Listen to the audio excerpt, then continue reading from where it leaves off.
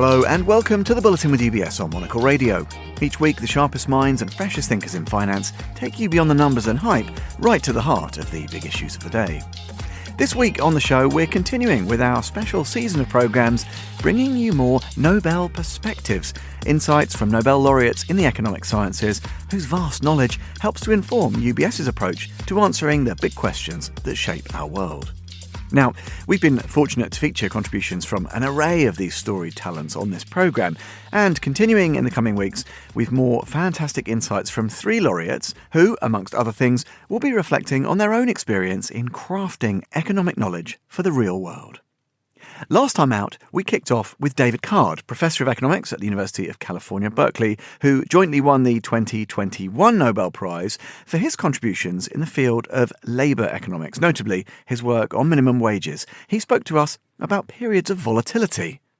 I sometimes like to give an example of my grandfather, who was born in 1890, and in his lifetime, they invented electricity, the telephone, airplanes, and then jet engines.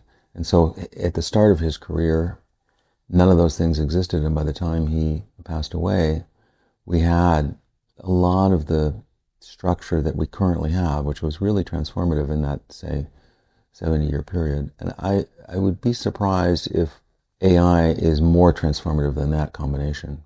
David Card. And last time we also heard from Daron Acemoglu, the 2024 winner with James Robinson and Simon Johnson for their comparative studies in prosperity between states and empires. Acemoglu is Institute Professor at MIT. He covers broad themes like institutions, technology and governance. And he's published books like Why Nations Fail. He spoke to us about the current market volatility. My assessment is that if we were to choose one word to describe our current situation, it would be turbulence. This is an unprecedented period of turbulence, in my opinion, because not just one, but 5 fundamental shifts are taking place, and each one, I think, is fairly unique in the context of at least the last 100 years or so.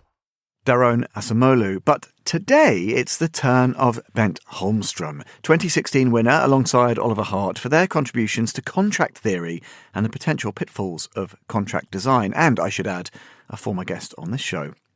Holmström's here to discuss his views of today's economic and societal uncertainty and to share with us what broader forces, be they technological, demographic or structural, he thinks are contributing most to the current sense of volatility and uncertainty. Bengt Holmström, it's a privilege to welcome you back to the programme. Let's begin by considering how you view today's economic, societal uncertainty. What broader forces do you think are contributing most to this current sense of volatility? I think this is clearly one of the most unpredictable moments in, I would say, almost my lifetime, though. It also, if one goes back, there were some nervous times in the 60s and 70s, and obviously so US was more in boiling over occasionally, and all the murders that were in the 60s, from Kennedy to Martin Luther King and then Robert Kennedy, and so there have been difficult times. But we have also lived kind of a optimistic time, especially around the turn of the millennium.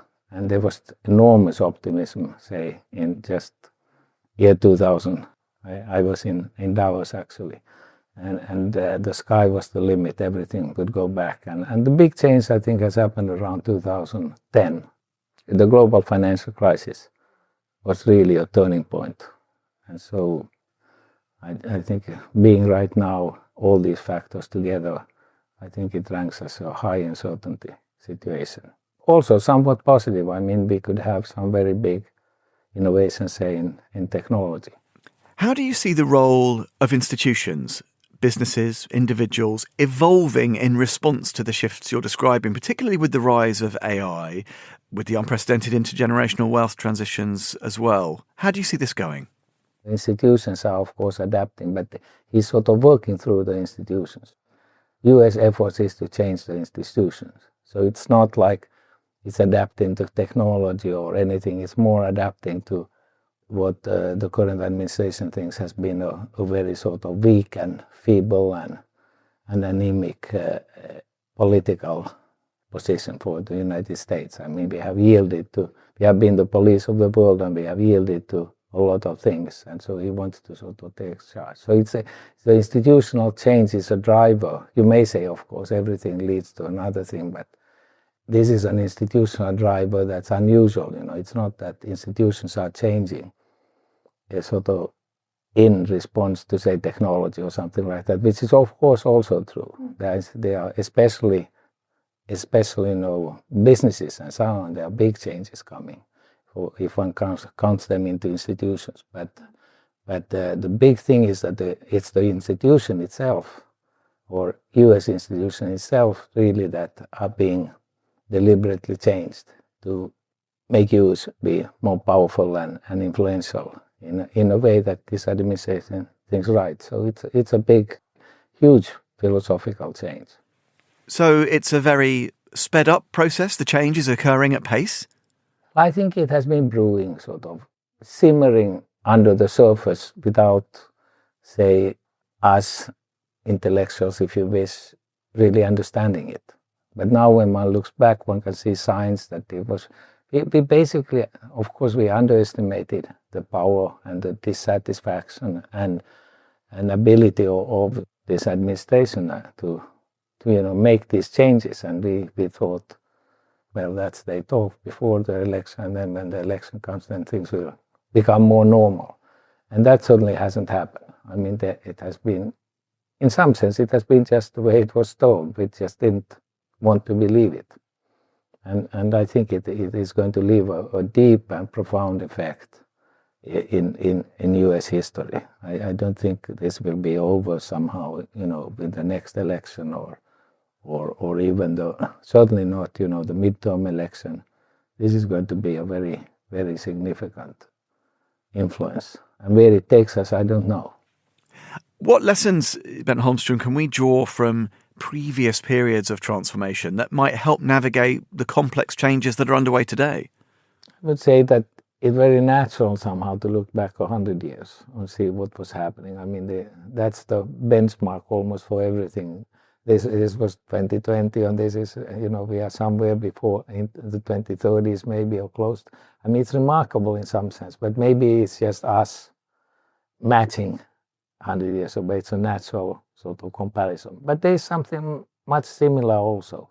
That said, they were in a, I mean, the roaring 20s, it was a terrific time. And then it ended up the way it did. So that's kind of a warning. Maybe something happens when the new century starts and you take sort of a fresh start. There's a hope that then turns into something else. But we haven't had a First World War or something like that. So I don't think Ukraine necessarily it doesn't count to anything like the First World War. But it's awful, of course, as it is. But we don't know what lies ahead. Given that backdrop then, how can individuals, organisations best position themselves to remain resilient and adaptable in the face of rapid change? I think one thing is in such uncertain times, I think one thing is to really, spread your sort of, be that assets or your mind, spread it broadly and see a lot of options happening and not count on, this is going to go very bad or yes, it will be saved by X. I think you just have to put your bets in a lot of places. That said, I mean, constructions that are, I always think of, coming back to earth, that if things go really bad, what do you need? You need shelter, you need food, heat, and probably a companionship also, or, help. And you sort of come down to earth, and then when we have these times that we have had, then structures become more and more, higher and higher up, complex financial structures and a lot of things that are hard to understand even.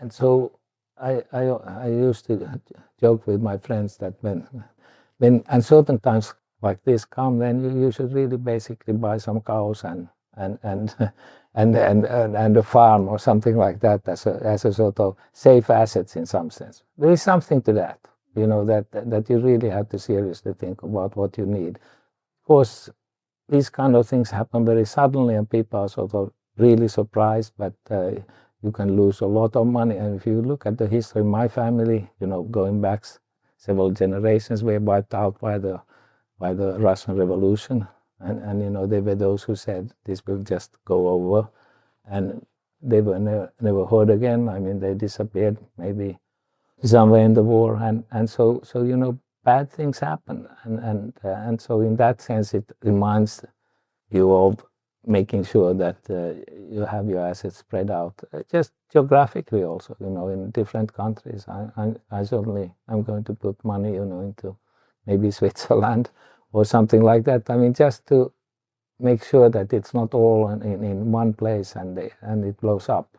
So I would say very broad. Also, on the positive side, there are always opportunities in these kind of turmoils and crises. So I'm not really an expert on advising on that, but I'm thinking financially.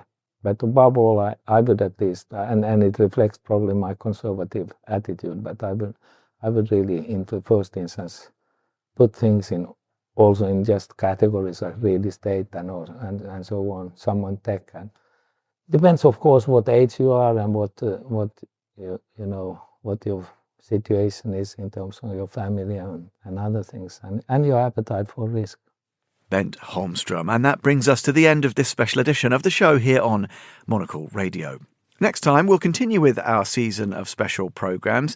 We'll be discussing how our Nobel laureates set about crafting economic knowledge for the real world. We'll hear again from the brilliant David Card and also from Daron Acemoglu.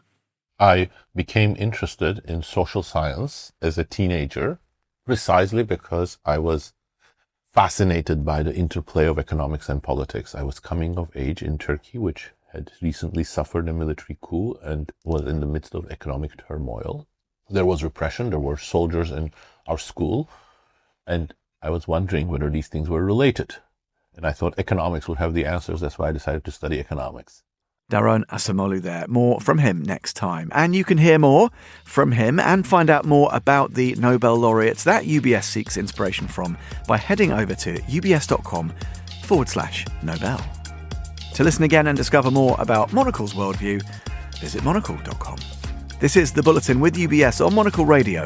I'm Tom Edwards. Thanks for listening.